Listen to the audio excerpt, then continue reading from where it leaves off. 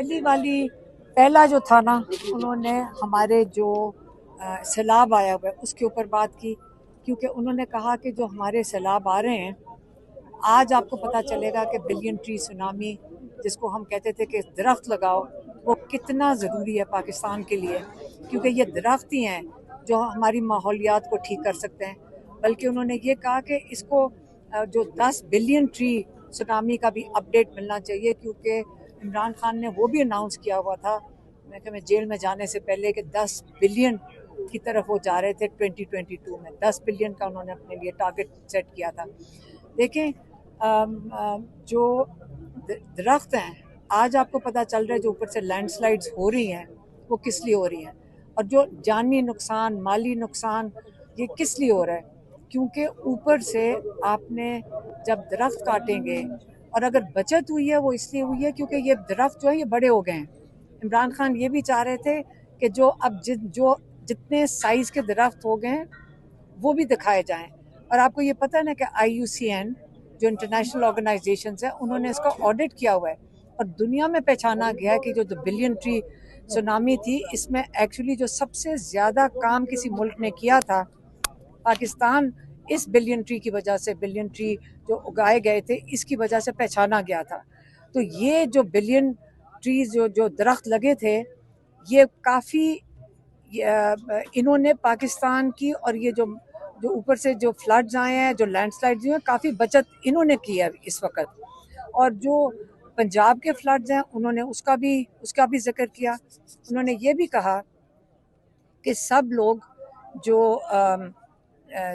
सब बाहर निकलें मदद करने के लिए। वो तो मैंने भी कहा था कि देखें, हमने फ्लड्स में ये जो सैलाब पहले जब 2010 का आया था, बहुत बड़ा सैलाब था, उसके अंदर ये नहीं हो सकता कि सिर्फ पाकिस्तान के इदारे, चाहे फ़ौज हो, चाहे पुलिस हो, चाहे महकमे हो, ये अकेले नहीं कर सकते। हम सबको, तब भी सारे पाकिस्तानी निकले थे और उन्होंने अपना हिस्सा डाला था मदद करने में। तो अब भी सारे पाकिस्तानियों को खाना चाहे गाड़ियों में भर के ले जाएं, जितने लोग मदद कर सकें सैलाब ज़दगान की मदद करें। अपने अपने शहरों में जो नहीं डूबे हुए वो निकल के मदद करें। एक ये हो गया। दूसरा जो इनका पॉइंट था वो था अफ़गानिस्तान के ज़लज़ले के लिए। वहाँ पे भी उन्होंने अखबार में पढ़ा है कि तकरीबन 1000 से ज़्यादा लोगों की बात हो गई है वहाँ पे भी, अफ़गानिस्तान में। और उन्होंने कहा कि देखो, इस वक्त अफ़गानिस्तान हमारा मुसलमान भाई हैं और हमें इनके साथ अच्छे ताल्लुकात रखने चाहिए। और मुझे बड़ा दुख है कि ज़बरदस्ती धक्के दे के लोगों को यहाँ से निकाला जा रहा है। और अफ़गानी, एक तरफ वहाँ पे ज़लज़ला आया हुआ है, दूसरी तरफ आप उनको यहाँ पाकिस्तान से ज़बरदस्ती निकाल रहे हैं। ये वक्त ये है कि हमें अफ़गानिस्तान में अपने लोगों की, उनके भाइयों की, बच्चों की, ख़वातीन की मदद करनी है। और तीसरा जो पॉइंट था उनका था, मैं क्या, मैं पार्टी वाला था, क्या था तीसरा, इलेक्शन। हाँ, एक उन्होंने बहुत अप्रिशिएट किया। उन्होंने अप्रिशिएट किया कि जिन लोगों ने अपनी सीटें उनके इमरान खान के हदायत पे उन्होंने छोड़ दी, और उन्होंने जो खड़े होने लगे थे उन्होंने खुद ही पीछे विड्रॉ कर लिए। और उन्होंने कहा कि ये बहुत ज़रूरी है कि आप उनका साथ दें जिनकी सीटें ली गई हैं, जिनकी क्या कहते हैं, एक तो उनको गलत सजाएं दी गई हैं और साथ ही उनको डिस्क्वालीफाई कर दिया गया है, और ये बिल्कुल गलत है और उनके लिए खड़े होना चाहिए। और जो कौमी और सेनेट में, हाँ, सबके लिए कहा है। और चौथी चीज़ थी कि जिन लोगों ने वो बड़े खुश हुए सुन के, उन्होंने अप्रिशिएट किया कि सारों ने कमेटी से विड्रॉ कर लिया, सारे जो मेंबर्स हैं। अब उनको पता चला है कि जो क्या स्पीकर है एयाज सादिक, वो उनके इस्तीफे कबूल नहीं कर रहा है। हाँ, तो इस पे उन्होंने कहा कि ऐसे करो, जितनी मुराद जो मिलती हैं, साथ गाड़ियाँ और क्या चाबियाँ, वो दफ्तर, सारा कुछ इनको वापस कर दो। और उन्होंने ये भी अप्रिशिएट किया बैरिस्टर गौहर को कि उन्होंने स्पीच दी है जिसमें उन्होंने कहा कि हम बॉयकॉट करेंगे नेशनल असेंबली का सेशन, और जो इमरान खान ने कहा था कि इनकी असेंबली में ना बैठो और बाहर जाकर असेंबली लगाओ, उसको उन्होंने अप्रिशिएट किया। अच्छा, ये बताइएगा कि खान साहब ने कहा कि जो कमेटियां हैं उनसे इस्तीफे दे दें, जो प्रेशर क्रिएट करना था वो प्रेशर क्रिएट हो नहीं सका, इस्तीफे दिए गए, असम्बलियों से बाहर हो गए, खान साहब ने तो खुशी का इजहार कर दिया और वो प्रेशर क्रिएट नहीं हो सका। जरा इसके बारे में क्या कहा? देखिए एक और चीज़, और इमरान खान ने बड़ा सख्ती से फिर से पैगाम दिया है कि जो केपी के इलाकों में ये जो दहशत गर्दी के खिलाफ ये जो ऑपरेशन हो रहा है ये बंद होना चाहिए। पहले ही वहाँ पे सैलाब आया हुआ है और आप ये ऑपरेशन इसको बंद करें, इसके बहुत सख्त खिलाफ हैं। और जो ड्रोन हमले हैं, चाहे वो पाकिस्तान के अंदर हो रहे हों, चाहे अफगानिस्तान जो कह रहे हैं कि हमारे हो रहे हैं, वो ये बंद होने चाहिए। और उन्होंने फिर से हदायत भेजी है कि ये बिल्कुल ऑपरेशन बंद, हर हालत में उन्होंने हुक्म दिया है कि इसको बंद करें।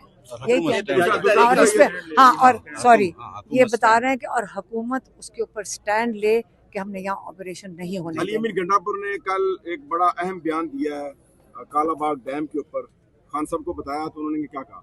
मुझे नहीं पता। एहतजाजी तहरीक का कोई उन्होंने बताया?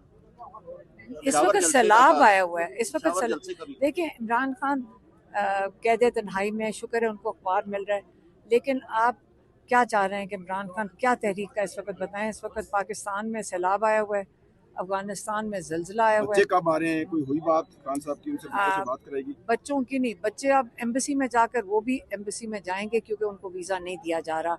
उन्होंने ब्रिटिश पासपोर्ट पे वीज़ा लगाना है। ब्रिटिश हुकूमत ने उनको मशवरा दिया है कि आप ब्रिटिश पासपोर्ट के ऊपर अगर वीज़ा लगवाएंगे तो हम काउंसलर सर्विस देंगे, क्योंकि पाकिस्तान में यहाँ के जो मिनिस्टर्स हैं यहाँ से खुली धमकियाँ दे रहे हैं कि अगर बच्चे इधर आएंगे हम उनको अरेस्ट कर लेंगे। और इसलिए अगर वो कहते हैं जी अगर कोई गलत काम किया तो यहाँ मुझे बता दें किस किस ने गलत काम किया है जिसकी वजह से लोग अरेस्ट हो गए। आज आपकी मुलाकात नहीं हुई, क्या इरादा है यहीं बैठने का या वापस घर जाने का इरादा है? नहीं, अगर हम यहाँ आकर बैठे हम तब तक बैठेंगे जब तक ये लाठी चार्ज नहीं करते। तो इसका मतलब है कि आप लाठी चार्ज करेंगे तब यहाँ से जाएंगे? नहीं तो लाठी चार्ज करना क्यों, ये हमारा मुल्क है, हम जहाँ मर्जी बैठे। मतलब क्या मतलब है? ये रेड जोन है, हम खोखे के ऊपर बैठे हैं, दरख्त है उसके नीचे बैठे हैं। ये कोई सरकारी जगह भी नहीं है, नहीं ये प्राइवेट जगह है। अदालती हुक्म की जो इस तरह बेतुकीरी की जा रही है, आप लोगों को मुलाकात ये बेटा अदालती हुक्म इजाजतनामा है, उस बारे में आप क्या कहेंगी कि जी बताओ। ये जो अदालती हुक्म की बेतुकीरी कर रही है इस वक्त पंजाब हुकूमत, आप लोगों को मुलाकात नहीं करने दी जा रही अदालती हुक्म के बावजूद, उस बारे में वो क्या इसलिए क्योंकि ये खौफजदा हैं, ये इमरान खान की आवाज़ से भी डरते हैं कि उसका एक छोटा सा पैगाम भी बाहर ना आ जाए। ये इनको 2 साल में ये सोचा था कि इमरान खान को जेल में डालेंगे तो लोग भूल जाएंगे ना इमरान खान को। अब मसला ये हो रहा है कि इमरान खान के लिए पूरा मुल्क क्या पूरी दुनिया खड़ी हो गई है और अब इतने खौफजदा हो गए हैं क्योंकि ये तो इनके पास तो 17 सीटें भी अब नहीं बची हैं। अगर वो 17 सीटें मिली थी वो भी नहीं बची। अब ये नून लीग भी डरी हुई है, जो वो और जो एस्टेब्लिशमेंट है वो भी डरी हुई है। नहीं तो ये जुल्म कौन करता है कि लोगों पे लाठी चार्ज कर दो और थोड़े से लोग भी बैठे हों तो उनके पीछे आप उनके ऊपर जुल्म करो। तो इसलिए अगर उन्होंने इमरान खान ने पिछली दफ़ा क्या पैगाम दिया था, उन्होंने, क्योंकि आपको पता है नौरीन न्याजी के बेटे को 10 साल मिलिट्री जेल से कैद हुई हुई है। डॉक्टर उज़्मा और मेरे ऊपर कितने केसेस हैं, मेरे ऊपर अरेस्ट वारंट्स हैं, मेरे दोनों बेटों को भी उठा लिया। लेकिन इमरान खान ने कहा मेरी सारी फैमिली को अगर उठा लें मैं फिर भी इनके जुल्म के आगे नहीं झुकूंगा और अपने मौक़िफ़ पे कायम हूँ। मैडम, खान साहब की सेहत के हवाले से कल मतीउल्लाह जान ने बहुत अहम इंकशाफात किए। मेरी बात सुने। तो आज गौहर साहब जब जेल से बाहर आए तो उनका कहना था कि इस तरह की कोई, देखिए मेरी बात सुने, मुझे ये बताएं कि ये जो सारे लोग हैं इनको कहाँ से इंफॉर्मेशन मिल रही है? एजेंसी दे रही होगी ना, क्योंकि और अंदर तो कोई भी नहीं है, या पुलिस दे रही होगी या एजेंसी, और ये सब झूठ है। हम भी गए हैं ट्यूसडे को, बिल्कुल ठीक थे। एक आंख में उन्होंने कहा था थोड़ा सा ब्लर होता है तो उसका चेकअप हुआ है, उसके लिए उनका एक जो रीडिंग ग्लासेस है उसका एक, और पढ़ते वक्त उसका एक नंबर तब्दील हुआ है ये, और उन्होंने आई ड्रॉप्स दिए हैं क्योंकि स्ट्रेन पड़ रहा था, क्योंकि वो किताबें पढ़ते हैं, उसका स्ट्रेन था, उसकी वजह से नंबर उसका तब्दील किया डॉक्टर ने, वो जो आई स्पेशलिस्ट, और एक आई ड्रॉप्स दिए बस। और माशाल्लाह बिल्कुल सेहत ठीक थी। और हमने बैरिस्टर गौहर को और ज़हीर अब्बास को कहा आप जब मीडिया के सामने जाएं आप गवाह के तौर पे बताएं कि इमरान खान की सेहत कैसी थी। माशाल्लाह बिल्कुल ठीक है, उनकी सेहत बहुत अच्छी है।